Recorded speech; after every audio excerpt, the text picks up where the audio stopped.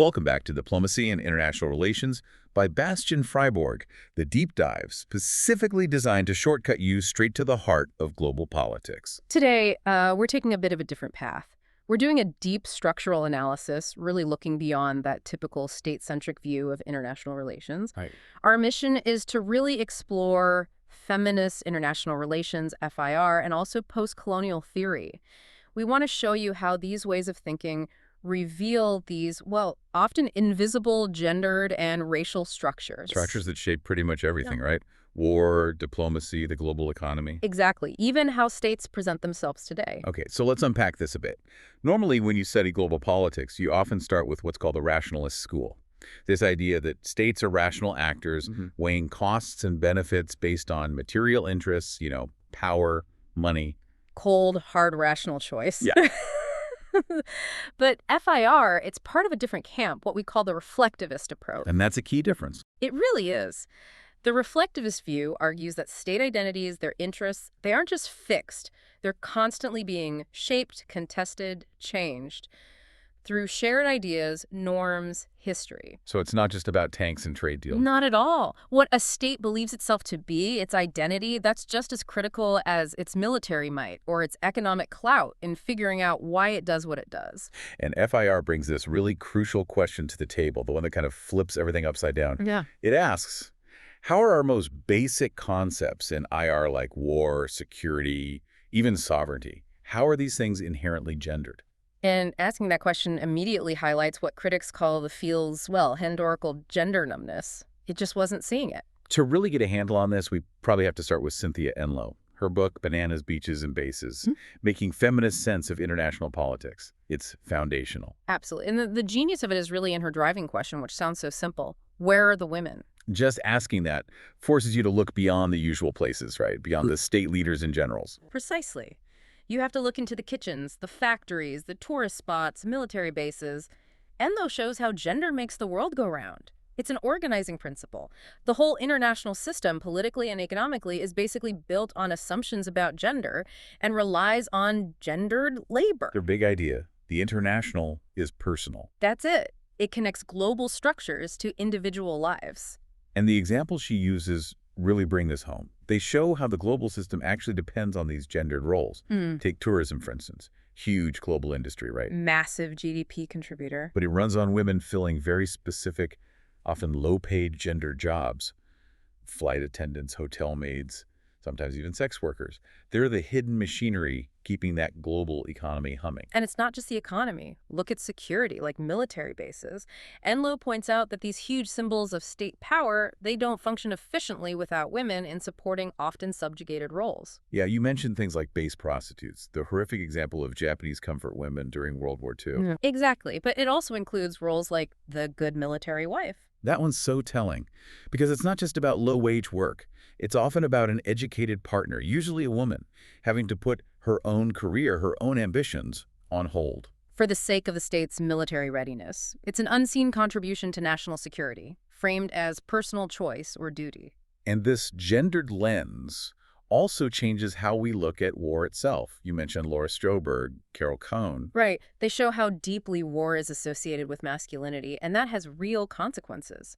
Think about it. Women have always fought in wars, but historically, they're often rendered invisible. Or, if they are seen, their role gets qualified. You don't just hear soldiers, you hear women soldiers, like it's an exception. Exactly. And notice the flip side. How often do war stories focus on men as civilian victims? That label, civilian victim, it's almost always reserved for women and children. Which shapes who we see as legitimate actors or legitimate sufferers in conflict. It matters. It absolutely matters. And this brings up a really important point for policy today. Feminist anti-militarists argue that if military strength is so tied up with ideas of masculinity, then things like disarmament, arms control can feel like emasculation, like a threat to the state's identity. Precisely. So they argue that part of the reason militarism persists, why it's so hard to get rid of weapons of mass destruction, is tied to these deeply ingrained gendered ideas about what makes a state strong or weak. It's a huge barrier to peace. Okay, so we've seen how gender is this key organizing principle often hidden in security and economics. Right. But we need to broaden the lens further, right? This is where post-colonial theory comes in. Yes. It gives us the tools to understand how race and the legacies of colonialism continue to structure global power, especially the dominance of the West. And you really have to start with Edward Said's concept of Orientalism. Orientalism. It sounds academic, but it's much more than that. Oh, definitely. Said defined it not just as a field of study, but as a whole Western style for dominating, restructuring, and having authority over the Orient. It's about creating the East as fundamentally other. And the purpose is power. Cultural and political supremacy, yes. It works by creating and repeating stereotypes. The Orient as exotic, irrational, inferior, maybe needing to be saved or controlled. So it's a way of using knowledge, even academic knowledge, to justify and maintain Western political power. Exactly. It's a discourse of power. And this connects directly back to feminist critiques, especially when we look at some key figures in anti-colonial thought, like Frantz Fanon. Fanon is huge in post-colonial studies. Black skin, white masks, the wedge to the earth. Massively influential texts about colonial trauma, liberation. Foundational, absolutely. But his work has also come under scrutiny from an intersectional feminist perspective. Why? Because the language, particularly in the original French, is overwhelmingly masculine. He uses il, l'homme, he, man, when talking about the colonized subject, the natives or the Negro. So women are just absent from the picture. Largely, yes. The critique is that his analysis of the colonizer-colonized dynamic focuses almost entirely on the male experience. This effectively erases the specific experiences of Black women who face oppression based on both race and gender, that double marginalization. And critics point to some pretty specific problematic parts, right? Like Fanon suggesting Black men desire white women partly to feel dominant over a European woman. Yes, and perhaps even more damningly, when asked directly about the psychosexuality of women of color, he apparently admitted quite bluntly, "I know nothing about her." Wow, that's quite an admission. It really makes you question who that liberation struggle was envisioned for. It does. But, and this is important, it doesn't mean we throw Fanon out entirely. Right. So how do scholars reconcile this? Well, thinkers like Chandra Talpade Mohanty argue that even with its masculinist biases, Fanon's core idea of decolonization is still incredibly valuable. His insistence that true decolonization requires these deep, profound changes in the self, in the community, and how we govern. That comprehensive scope is actually useful for a feminist decolonizing project. Exactly. It provides a framework for thinking about transformation at all levels, which leads us naturally to post-colonial feminism itself. Which challenges mainstream Western feminism for sometimes being, well, blind to its own biases. Precisely. For being ethnocentric, for assuming a universal woman's experience that often centers white, Western women. Post-colonial feminism insists we must look at the intersections: gender, race, class, nationality. Liberation looks different depending on where you stand. Okay, this brings us right up to the present day and how these ideas play out in actual foreign policy. We're talking about feminist foreign policies, or FFPs. Right, we've seen several countries adopt them, like Sweden initially, then Canada, France, Mexico, others, often starting around the mid-2010s. They usually focus on things like gender mainstreaming and aid and development. But as soon as FFP becomes official policy, the critiques start rolling in, don't they, about the gap between the rhetoric and the reality. Immediately.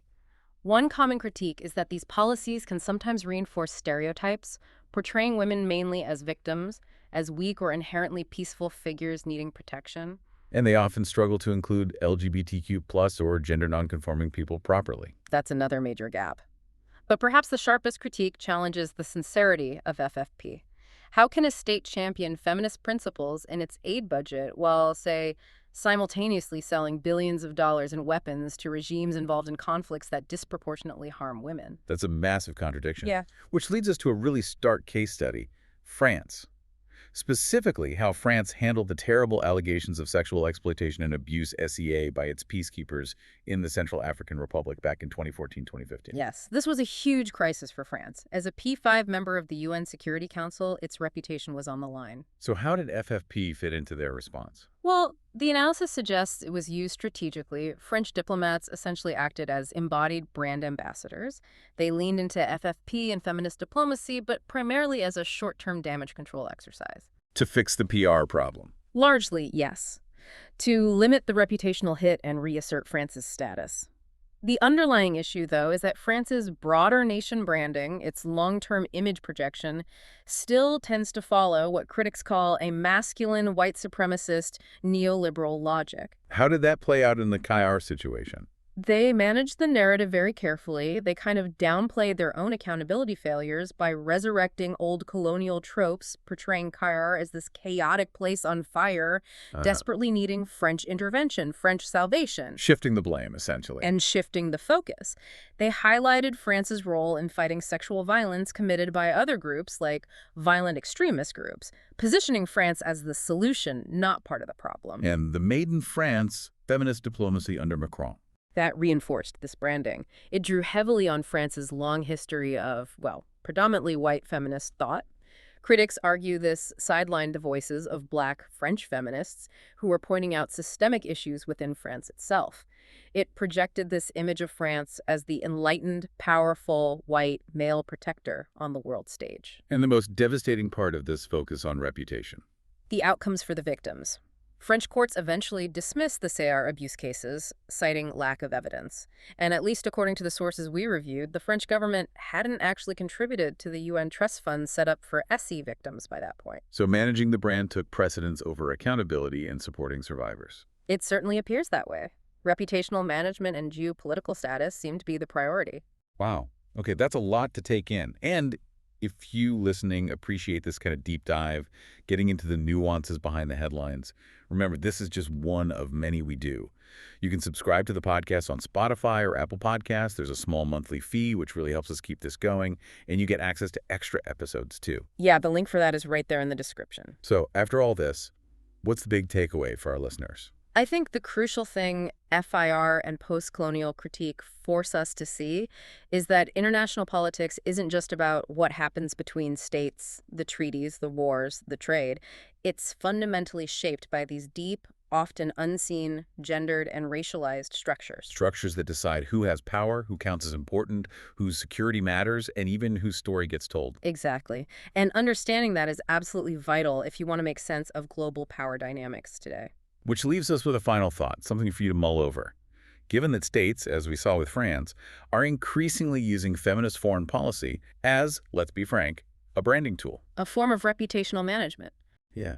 How can we actually tell the difference? How do you distinguish between genuine policy shifts driven by real feminist understanding and commitment and this more superficial feminist diplomacy that's really just about boosting a country's image and geopolitical standing? That's the million-dollar question, isn't it? A really complex one for a complex world. It definitely is.